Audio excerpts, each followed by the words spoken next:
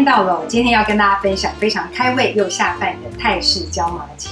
那其实今天这道食谱呢，可以一次学2道菜哦。先学会这个香煎鸡腿排之后呢，再搭配这个开胃的泰式椒麻酱的酱料，就可以变出2道菜了。好，那我们先来处理鸡腿的部分哦。我们在鸡腿这个，我今天用的是个去骨鸡腿的半土鸡，那大家也可以用肉鸡哦。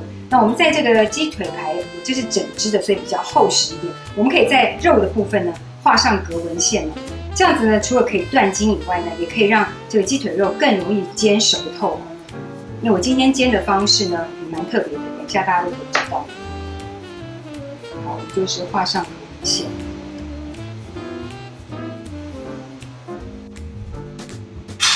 好，接下来我们来腌制一下这个鸡腿排。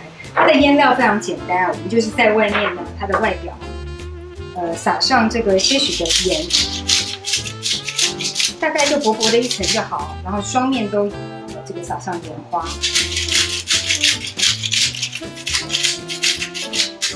好，接下来呢，均匀之后，我们再撒上黑胡椒，现磨的黑胡椒，也是2面都磨上。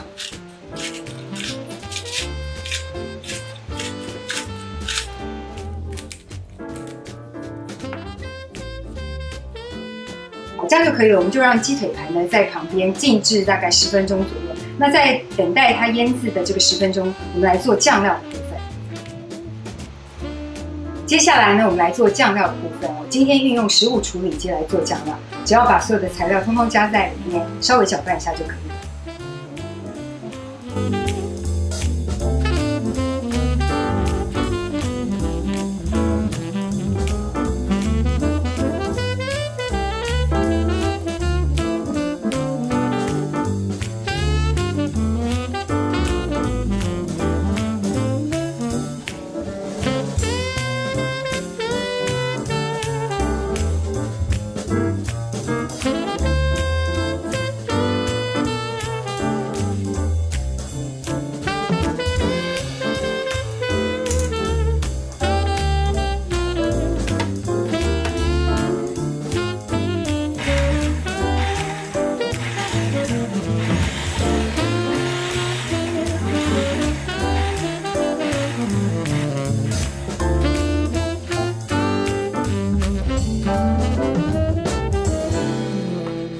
好，接下来我们要来煎我们的香煎鸡腿排了。我今天使用的是蓄热保温效果良好的铸铁锅。我们先把锅子给烧热，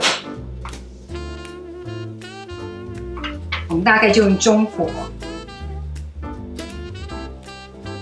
好，现在锅子呢大概烧的差不多了，我们就要下油了。大概油加入以后呢，我们要看到这个锅子呢产生些许的油纹之后呢，我们再下鸡腿排才是适当的时机哦。